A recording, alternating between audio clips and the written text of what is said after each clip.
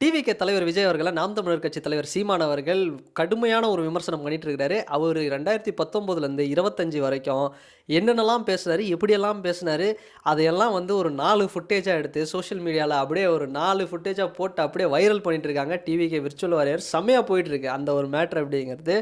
ஒரு காலத்தில ஒரு மாதிரி பேசியிருக்கிறாரு. அது என்ன அப்படிங்கிறது தான் இந்த வீடியோல பார்க்க போறோம். சரி, அதுக்கு முன்னாடி விஜய் இவர் வந்து எதிர்க்கிறதுக்கு காரணம் என்ன அப்படின்னு கேட்டா, சீமான் மோசமான தலைவரா என்னன்னு கேட்டா நான் இல்லன்னு சொல்லுவேன். நல்ல தலைவர் தான், சூப்பர் தலைவர் தான். நல்ல தலைவனுக்கான தகுதியுள்ள பண்பு இருக்கக்கூடியவர் தான். ஆனா விஜய் அவர்களை ஏன் எதிர்க்கணும் அப்படின்னா, ஒண்ணும் இல்லங்க, சிம்பிள் தான். யூடியூப் சேனல்ல நெகட்டிவா பேசினா வியூஸ் போகும்ல. அந்த சேம் பேட்டர்ன் தான். விஜய் அவர்கள அட்டாக் பண்ணி நெகட்டிவா பேசணும் அப்படின்னா, அது வந்து பாலிடிக்ஸ்ல ஏதோ ஒரு வகையில கை கொடுக்கும். அதாவது பிஜேபின்னு ஒரு கட்சி இருக்குது, ஏடிஎம்கேன்னு ஒரு கட்சி இருக்குது, டிஎம்கேன்னு ஒரு கட்சி இருக்குது, காங்கிரஸ்னு ஒரு கட்சி இருக்குது. இதெல்லாம் நீங்க அட்டாக் பண்ணீங்க அப்படின்னும்போது, அது வந்து ஒரு நல்ல விஷயம். சரி, இவன் சரியில்ல. ஏன் சரியில்ல? டிஎம்கே, ஏடிஎம்கே 40 வருஷம், 50 வருஷமா ஊழல் பண்ணிட்டு இருக்காங்க. அதனால சரியில்ல அப்படின்னு சொன்னீங்க. அது ஏற்புடையது. ஓகே, நான் ஒத்துக்கிறேன். சரி, டிஎம்கே கூட அலைன்ஸா இருக்கக்கூடிய காங்கிரஸ் கூட ஏங்க சீமான் அவர்கள் அலைன்ஸ் போக மாட்டாரு? ஏன்னா அது வந்து கச்சத்தீவு, இந்த ஸ்ரீலங்கா மேட்ரு நிறைய விஷயம் இருக்கு. காங்கிரஸ் வந்து ஒரு இன துரோகி அப்படின்னு சொன்னாரு. சரி, அது ஒரு வேலிட் பாயிண்டா இருக்கு. சரி, பிஜேபி ஒரு மதவெறி பிடிச்ச கட்சி, சனாதனம் அப்படிலாம் வந்து இருக்கு. ஒரு மக்களால் வந்து பிளவுபடுத்துறாங்க. எல்லாமே ஓகேன்னு சொல்றீங்க. எல்லாமே ஓகே. சரி, அதையே ஒத்துக்கலாம். சரி, இருக்கிற சின்ன சின்ன கட்சி கூடயாவது நான் கூட்டணி போனா அதுவும் நான் போமாட்டேன்.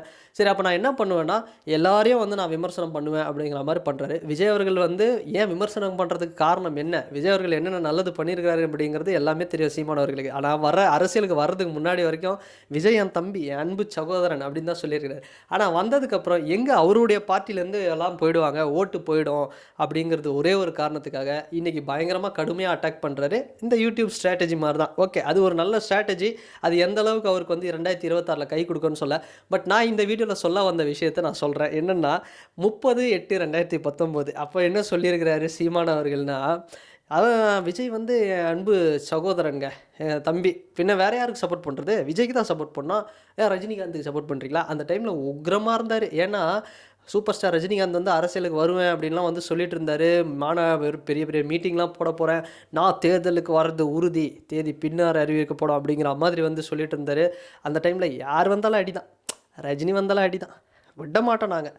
நீ மராத்தியர்லேருந்து இங்கே வருவ அப்படின்லாம் வந்து பேசி ரஜினி சாரை பயங்கரமாக அட்டாக் பண்ணார். அந்த டைமில் என் தம்பி விஜய் வரானா அவனுக்கு ஒரு இது இருக்குது, அவன் வந்தானா நான் நிற்பேன் அப்படின்னு சொன்னார். இது வந்து 2019 சீனு. அந்த டைமில் ரஜினி அவர்களை பயங்கரமாக இது பண்ணியும் விஜய் அவர்களை வந்து அப்ரிஷியேட் பண்ணியும் பேசிகிட்டு இருந்தாரா.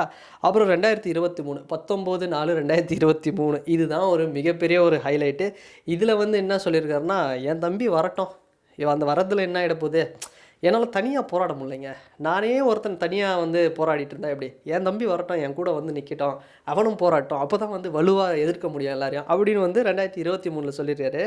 இதோட ஹைலைட் என்னென்னா, இவர் வந்து ரொம்ப ஒரு பயங்கரமான வெல்கம் பண்ணியிருக்காரு. சப்போஸ் நீங்கள் வந்து விஜய் அவர்கள் கூட வந்து சேருவீங்களா, விஜய் வந்தார்னா அரசியலுக்குன்னா, என் தம்பி என் பின்னாடி வரட்டும், நான் போய் அவன் கூட கூட்டணி வைக்க முடியாது, அவன் என் பின்னாடி வரட்டும், அப்படியே கூட வரட்டும், இருக்கட்டும் அப்படிங்கிற மாதிரி ஒரு அலைன்ஸுக்கு வந்து அப்போவே வந்து சொல்லியிருக்கிற மாதிரி வந்து சொல்லியிருந்தாரு. எல்லாமே ஓகே. இது 2023. அதே 2023 20/6 2 மாதங்க. அப்போ இன்னும் கொஞ்சம் பயங்கரமாக எப்படி 2023 பாருங்கள். ஏன்னா லோக்சபா எலெக்ஷன் முன்னாடி வருது பார்த்தீங்களா, அப்போ தான் வந்து டிவிக்கு அப்படிங்கிறது ஃபார்ம் ஆக போகுது அப்படிங்கிறதுலாம் நியூஸ் போயிருக்கு போல். அப்போ என்ன சொல்லியிருக்கிறாரு, 20/6/2023 வரட்டோங்க, இன்றைக்கி தமிழ்நாட்டிலே ஏன் இந்தியாவிலே அதிக சம்பளம் வாங்குகிற ஒரு நடிகர் விஜய் வரட்டும், அவர் தான் நம்பர் 1, சூப்பர் ஸ்டார்லாம் ஒன்றுமே இல்லை, விஜய் தான் இன்றைக்கி நம்பர் 1 அப்படிங்கிற மாதிரி தமிழ்நாட்டில் அதிக ரசிகர் வச்சுருக்கிறாரு. அதனால் தம்பி வரான்னா நான் கண்டிப்பாக வந்து ஆதரவு கொடுப்பேன் அப்படிங்கிற மாதிரி வந்து ஆதரிப்பேன், அரசியலுக்கு வரணும் விஜய் அப்படின்னு வந்து ரஜினி சார் அப்போ ஒரு குத்திருக்கிறாரு. இது எப்போ 2023. இப்போது 2024 25 விஜய் சார் வந்து கட்சி ஆரம்பித்ததுக்கப்புறம் என்ன ஆச்சுன்னு தெரியல. இப்போது 14/9 அதாவது இப்போங்க செப்டம்பர் 14ஆம் தேதி இப்போ சொல்லியிருக்கிறார் 2025. அதாவது நாங்கள் கூடி குலைகின்ற காகங்கள் அல்ல, கூடி பொழிகின்ற மேகங்கள், மேக கூட்டங்கள் அப்படிங்கிற மாதிரி அப்படியே வந்து பயங்கரமாக சொல்லியிருக்காரு. அவர் கட்சி அவர் பில்டப் பண்ணியிருக்காரு. உடனே வந்து காகங்கள் அப்படின்னு வந்து டிவிக்கு அட்டாக் பண்ணியிருக்காரு. எல்லாமே ஓகே. இந்த இடத்துல முக்கியமான ஸ்டேட்மெண்ட் என்னென்னா, அத்தனை வருஷம் ரஜினிகாந்த் அவங்கள வந்து திட்டினவர் இப்போ வந்து என்ன சொல்கிறாரு அப்படின்னா, விஜய் வந்து என்ன நீ அரசியல், உன்னை யார் இப்போ வான்றா, நீ வந்து வந்துட்டுருக்க, உன் வீட்டில் இருக்கிற வாட்ச்மேன் கூட நீ வரதை எதிர்பார்க்கலையே, உனக்கு என்ன வேலை அப்படிங்கிற மாதிரி வந்து திட்டி பேசிகிட்டு இருந்தார் தளபதி விஜய் அவர்களை. இன்னொரு பக்கம் அன்பு சகோதரர் அஜித் பற்றி இவங்கெல்லாம் பேசவே மாட்டாங்க. ஏன் சொல்ல தெரியுமா, அஜித்தை வந்து இவங்கெல்லாம் வந்து எப்படி பார்க்குறாங்க அப்படின்னா சில பேர் இங்கே தமிழ்நாட்டில் அவர் வந்து அவர் வந்து ஒரு மலையாளியான், அவர் வந்து ஒரு ஆந்திராகாரன், அவர் வந்து ஒரு பிராமினா, அவர் வந்து அப்படி இப்படின்னு உனக்கு என்ன வேலை தமிழ்நாட்டில் என் தம்பி விஜய் தான் அப்படிங்கிற மாதிரி இவ்வளோ காலம் பேசிகிட்டு இருந்தாங்க. இப்போ அன்பு சகோதரர் அஜித்குமார் அப்படிங்கிற மாதிரி எடுத்துக்கிட்டாங்க. ரஜினிகாந்த் வந்தால் வந்து அவருக்கு கூட்டம் எப்படி வரும் தெரியுமா? அஜித் வந்தால் எப்படி கூட்டம் வருமா? இதை விட அதிகமான கூட்டம் வரும் விஜய்க்கு வந்த கூட்டத்தை விட. ஸோ அப்படி ஒரு கூட்டம் வரும் அப்படி இப்படின்னு வந்து பேசி பில்டப் பண்ணி கொடுத்துட்டாரு. ஸோ இது வந்து மற்ற கட்சிலாம் வந்து இதை கடந்து போயிடுவாங்க. ஆனால் டிவிகேக்கு இருக்கக்கூடியவர்கள் ஒரு லாயலான ஒரு குரூப்ஸு, பசங்க விர்ச்சுவல் வாரியர்ஸு, அவனுங்க ஃபேன் பேஸாக இருந்தவனுங்க ஆல்ரெடி வந்து பல நடிகர் கூட இருந்த போட்டி நடிகர்கள்லாம் வந்து ஆன்லைனில் சண்டை போட்டு இன்றைக்கி வந்து அவங்க கூட வந்து போதும்பா சண்டைலாம் போட்டது நம்ம வந்து ஜாலியாக ஒத்துமையாக இருப்போம்பான்ற லெவலுக்கு வந்து இன்றைக்கி வந்து பார்த்தோம்னா அரசியல் களத்தில் வந்து அரசியல் எதிரிகள்கிட்ட வந்து சண்டை போட்டுட்டு இருக்காங்க. டிஎம்கே ஐடிவிங்க ஒரு பக்கம் லெஃப்ட் ஹேண்டில் டீல் பண்ணுறாங்க, இந்த பக்கம் ஏடிஎம்கே டீல் பண்ணுறாங்க, பிஜேபி டீல் பண்ணுறாங்க, எல்லோரும் டீல் பண்ணிகிட்டு இருக்காங்க. அப்படி இருக்கக்கூடிய ஒரு கட்சியை வந்து நம்ம இந்த மாதிரி வந்து ஃபுட்டேஜ் எடுத்து போட்டோம்னா தெளிவாக எடுத்து போட்டு குறும்படம் இந்த பிக் பாஸில் குறும்படம் போடுவாங்களா அந்த மாதிரி போட்டு காமிச்சிட்டான். 2019 25 வரைக்கும் கடந்த 7 வருஷமாக நீங்கள் என்னென்ன பேசுனீங்களோ எல்லாத்தையும். ஸோ இது வந்து எதுக்காகனா இப்போவும் வந்து நாங்கள் வந்து இன்னும் கடுமையாக சீமானவர்களை வந்து அட்டாக் பண்ணலாம். ஆனால் அவருக்கு நாங்கள் திரும்பவும் சொல்கிறோம், தளபதி விஜய் அவர்கள் அவருக்கு மைக்கு சின்னம் கிடச்ச உடனே தளபதி அவர்கள் கோட் படத்தில் மைக்கை வச்சு ஒரு சாங் போட்டார், விசில் போடுன்னு. அந்த பார்த்துட்டு நிறைய பேர் சீமானவர்களுக்கு வாக்களித்தாங்க.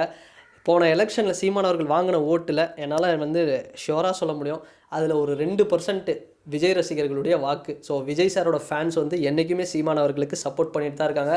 இப்போ கூட அவர் வந்து ஒரு அலைன்ஸ்க்கு வருவார், அவருக்கு ஏதாவது நல்லது பண்ணால் ஒரு நல்ல ஒரு பொசிஷனில் போகணும், இன்னும் மக்களுக்காக அவர் நிறைய குரல் கொடுக்கணும் அப்படின்னு தான் ஆசைப்படுறோம். ஆனால் அவர் பண்ணுற விஷயம் அவருக்கே வந்து ரிவர்ஸ் அடித்து அது 2026 அவருக்கே ஒரு ட்ராபேக் ஆக போகுது அப்படிங்கிறது தான் எனக்கு தெரிஞ்சு. அப்படி தான் ஆகும்னு நினைக்கிறேன் இந்த லெவலில் போச்சு அப்படின்னா. அதனால் பார்க்கலாம். என்டிகே டிவிகே அலைன்ஸ் வந்து ஒரு நல்ல ஒரு ஃபார்ம் ஆகணும் அப்படின்னு தான் நாங்கள் ஆசைப்படுறோம். ஆனால் அதில் மண்ணல்லே அவரே போட்டுருவாரோ அப்படிங்கிறது அது அவர்கிட்ட தான் வந்து நம்ம போய் கேட்கணும். ஸோ பார்க்கலாம் 2026 டிவிகே என்டிகே அலைன்ஸ் வருதா, இல்லை சீமானவர்கள் இப்படியே வந்து பேசி இப்படியே இவரையும் வந்து விட்டுட்டு குறை சொல்லிவிட்டு அப்புறம் 2026 வந்து அவர் என்ன அவரோட பர்சன்டேஜ் என்ன ஓட்டு வரப்போகுதுன்னு எனக்கு தெரியல. ஸோ வெயிட் பண்ணி பார்க்கலாம். பட் டிவிகே 2026 யார் என்ன விமர்சனம் பண்ணாலும் ஒரு மிகப்பெரிய ஒரு ஹிஸ்ட்ரியை க்ரியேட் பண்ணுவாங்க அப்படிங்கிறது தான் உண்மை. ஸோ வெற்றி நிச்சயம். ஸோ பார்க்கலாம். ஸோ அண்டு வெயிட் பண்ணி பார்ப்போம், ரிசல்ட்டு வரட்டும். அப்போ இருக்குது எல்லாருக்குமே வந்து ஒரு பதிலடி விமர்சனம் அப்படிங்கிறது அப்போ இருக்குது. ஸோ அண்ட் இந்த வீடியோ பற்றின உங்களுடைய கருத்துக்கள் என்ன அப்படிங்கிறது இந்த கமெண்ட் செக்ஷனில் மறக்காமல் பதிவிடுங்க. அண்ட் வேறு ஒரு வீடியோவில் வேறு ஒரு கான்டென்ட்டில் நான் உங்களை பார்க்குறேன். பாய்.